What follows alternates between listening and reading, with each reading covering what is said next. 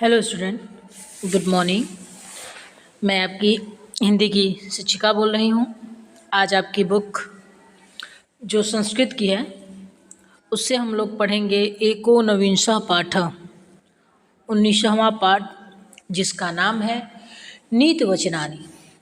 इसमें ऐसे ऐसे श्लोक हैं जिससे आपको क्या होता है कि सही मार्ग प्रदान करता है, उसी को हम कहते हैं नीति वचनानि।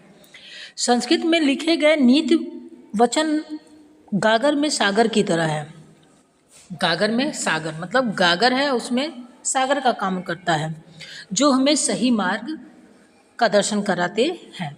तो आज हम लोग यही चैप्टर पढ़ेंगे, 19वां पाठ नीति वचन। चलिए पहला श्लोक स्टार्ट करते हैं। एक एक श्लोक का अर्थ हम पढ़ाएंगे, एक एक शब्द का अर्थ आपको हम बताएंगे। आप इस वीडियो को देखिएगा, अर्थ को समझिएगा और कोशिश करिएगा इसका अर्थ आप कहीं लिख लें, जो आगे चल के आपको सही रहेगा। वृथा वृष्टिः समुद्रेषु, वृथा तृप्तस्य भोजनम, वृथा दानं धर्मस्य समर्थस्य, वृथा दीपो दिवापि च। पहले श्लोक में क्या है देखिए, वृथा मीन्स होता है व्यर्थ, वृष्टि मीन्स होता है बारिश, समुद्र मीन्स होता है समुद्र। तो दिया है कि समुद्र में वर्षा होना क्या है, व्यर्थ है। सागर में, समुद्र में बरसात होना क्या है, व्यर्थ है, क्योंकि समुद्र में इतने पानी होते हैं कि बारिश होगा तो ना वो बढ़ेगा ना वो घटेगा। तो कहने का मतलब है कि समुद्र में बारिश होना व्यर्थ है।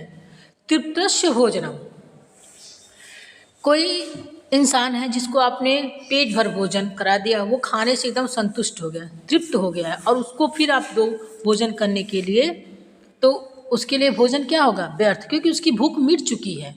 तो कह रहा है वृथा तृप्तस्य भोजनम, तृप्त को भोजन देना व्यर्थ है। जो इंसान भोजन से संतुष्ट हो चुका है, उसका पेट भर चुका है, उसको भोजन देना क्या होगा, व्यर्थ होगा। वृथा दानम समर्थस्य, समर्थस्य में समर्थ, जिसके पास ढेर सारा धन हो, जो हर चीज़ से संपन्न हो, उसको धन देना क्या होगा, व्यर्थ है, उसको दान देना व्यर्थ है।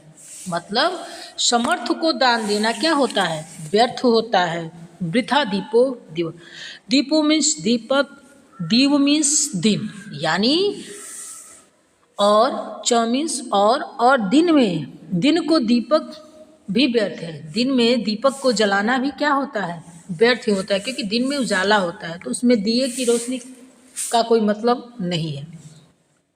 तो पहले श्लोक में है कि समुद्र में वर्षा व्यर्थ है, तृप्त लोगों को भोजन व्यर्थ देना व्यर्थ है, समर्थ को दान देना व्यर्थ है, और दिन में दीपक को जलाना व्यर्थ है।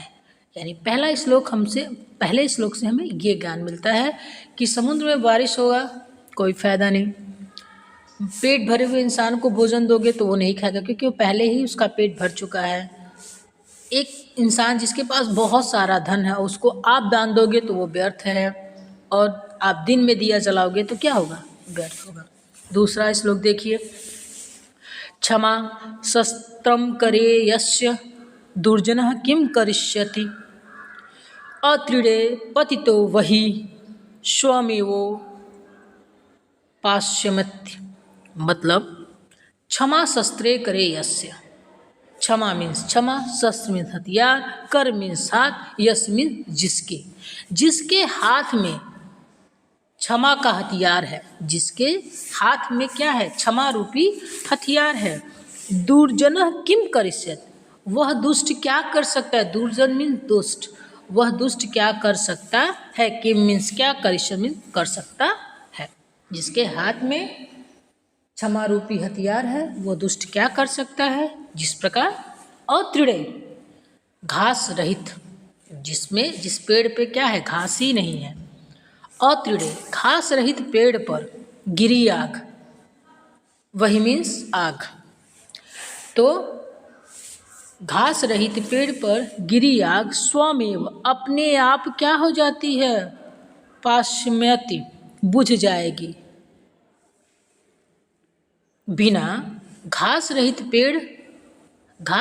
पेड़ पर गिरी आग, जो आग गिरी ऊपर से वो अपने आप क्या हो जाएगी, बुझ जाएगी, क्योंकि उस पेड़ पे कोई न पत्ते हैं न कोई घास है। तो वो आग जब गिरेगी तो जब घास ही नहीं रहेगा तो वो आग पकड़ेगी नहीं, वो अपने आप क्या हो जाएगी, बुझ जाएगी।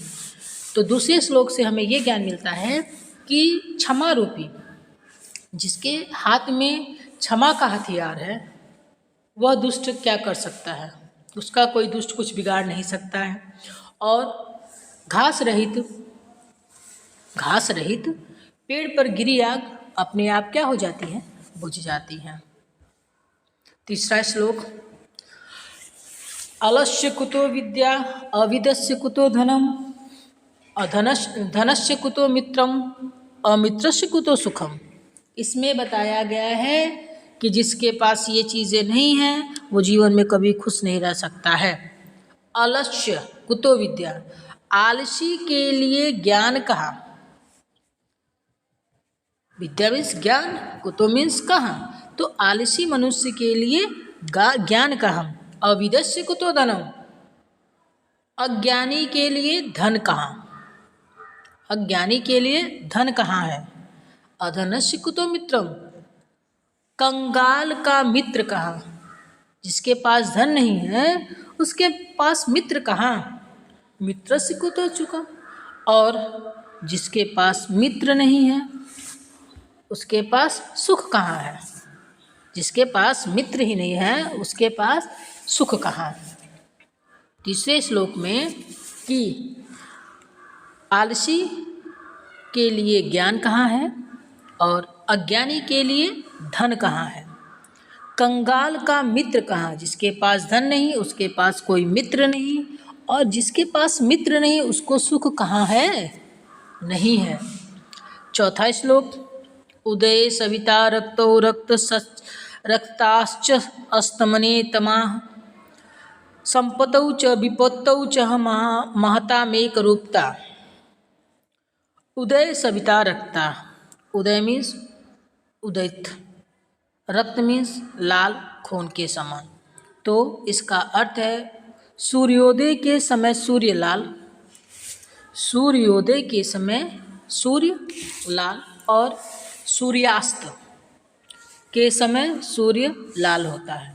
यानी जब सूर्य उगते हैं तब भी लाल होते हैं और जब डूबते हैं तब भी लाल, यानी दोनों का रूप एक समान है। उसी प्रकार संपत्ति और विपत्ति में, धन और विपत्ति में महान एक है। धन और विपत्ति में क्या है, महान कोई एक है। तो चौथे श्लोक में है कि सूर्योदय के समय सूर्य लाल और सूर्योदयास्त यानी अस्त के समय सूर्य लाल होता है। धन और विपत्ति में महान एक है। धन और विपत्ति में महान कोई एक है। आइए पांचवें श्लोक पे चलते हैं। त्यजेत एकम कुल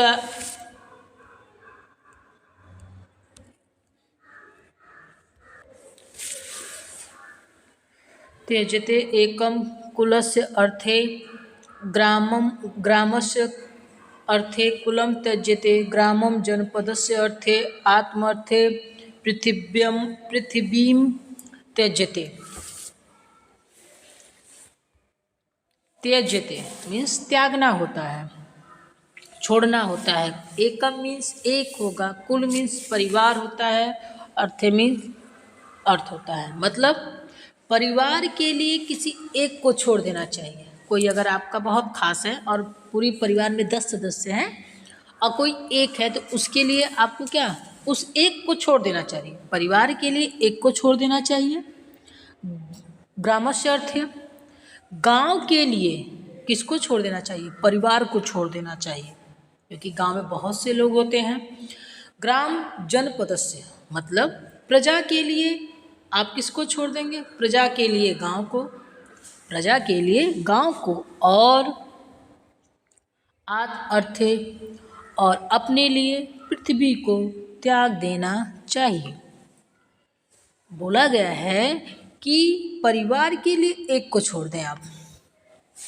अगर परिवार एक कोई है और परिवार है तो आप परिवार को लेंगे, उस एक को छोड़ देंगे, और गांव के लिए आप पूरे परिवार को छोड़ दीजिए। प्रजा के लिए आप गांव को छोड़ें, प्रजा के लिए गांव को, और अपने लिए इस पृथ्वी को क्या करें, छोड़ दें। पांचवा श्लोक हमें ये बताता है। छठवां श्लोक आते हैं जो लास्ट है।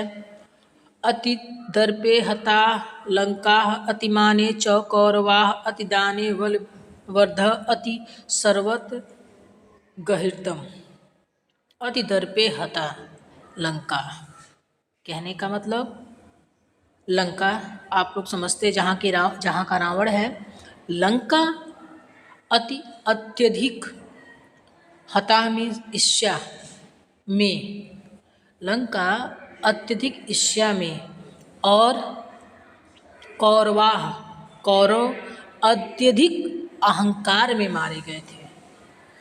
जो लंका का रावण था वहाँ पे अत्यधिक क्या था, ईर्ष्या थी, और जो कौरव थे वो अत्यधिक अहंकार में मारे गए थे। दुर्योधन के अंदर बहुत अहंकार था, तो वो क्या हुआ कि अहंकार से मारे गए। अतिदाने बलिवर्ध, बाली जो थे, आप रामायण देखे होंगे तो सुग्रीव और बाली थे, दोनों भाई थे। तो जो बाली थे वो बहुत अधिक धन के लिए बाध्य थे, अति सर्वत्र गहिर्तम, और बहुत अधिक हर जगह क्या होता है, निंदा का पात्र होता है। आप कोई भी काम अत्यधिक कर देंगे, जितना करना है उतना करें, उससे ज़्यादा करेंगे तो आप वो काम क्या होता है, या तो खराब हो जाता है या तो लोग उसका मजाक बनाते हैं। तो कह रहे हैं कि लंका में क्या था, बहुत ज़्यादा ईर्ष्या थी, अत्यधिक ईर्ष्या थी, जिससे लंका भी मारा गया, लंका का रावण भी मारा गया। और कौरव में अत्यधिक क्या था, अभिमान था, घमंड था, अहंकार था, तो वो मारे गए। जो बाली थे वो बाली बहुत अधिक देने के लिए बाध्य थे, और बहुत अधिक हर जगह क्या होता है, निंदा का पात्र होता है। तो हम लोगों ने आज नीति वचन पढ़े, जिसमें क्या था, पहले श्लोक में क्या था कि समुद्र में अधिक वर्षा करना बेकार है, तृप्त इंसान को भोजन देना व्यर्थ है, समर्थ लोगों को दान देना व्यर्थ है, और दिन में दीपक जलाना व्यर्थ है। दूसरे में क्या था कि जिसके हाथ में क्षमा का हथियार हो उसका दुर्जन क्या कर सकता है, दुष्ट क्या कर सकता है। घास रहित पेड़ पर गिरी आग अपने आप क्या हो जाती है, बुझ जाती है। तीसरे में क्या था कि जो आलस्य करता है उसको जो आलस्य करता है उसको विद्या कहा, और जिसके पास ज्ञान नहीं है उसके पास धन नहीं है, जिसके पास धन नहीं है उसका कोई मित्र नहीं है, और जिसके पास कोई मित्र नहीं है वो जीवन में कभी सुखी नहीं है।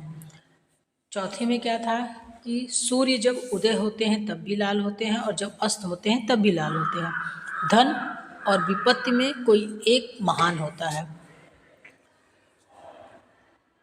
पांचवें में क्या था कि परिवार के लिए किसी एक को त्याग देना चाहिए, गांव के लिए परिवार को त्याग देना चाहिए, प्रजा के लिए गांव को, और अपने लिए इस पृथ्वी को छोड़ देना चाहिए, त्याग देना चाहिए। लास्ट वाले में क्या था कि लंका जो था अत्यधिक ईर्ष्या में, और कौरव जो थे अत्यधिक अहंकार में मारे गए। बाली बहुत अधिक देने के लिए बाध्य थे, और बहुत अधिक देना हर जगह क्या होता है, निंदा का पात्र होता है। इस पाठ के द्वारा आपको एक्सरसाइज भेजे जाएंगे, आप उसको बुक में कंप्लीट करके आप अपने फेयर कॉपी में, जैसे मैं स्कूल में कराती थी, कुछ एक्सरसाइज आप वर्ड मीनिंग कर लीजिएगा कुछ, और कुछ एक्सरसाइज आप अपने फेयर कॉपी में कर लीजिएगा, कि जब स्कूल खुलेगा तो आप आएंगे तो हम उसको चेक कर देंगे। इसलिए इस वीडियो को भी देखिएगा, इसके मैंने एक एक शब्द का अर्थ बताया है, अर्थ को समझिएगा। नहीं आएगा तो फिर आप स्कूल आएंगे तो वो मैं फिर से एक्सप्लेन कर दूँगी। लेकिन जो PDF भेजा जाएगा, PDF के द्वारा आप बुक भी कंप्लीट कर लीजिएगा और आप फेयर कॉपी में कर लीजिएगा। Thank you.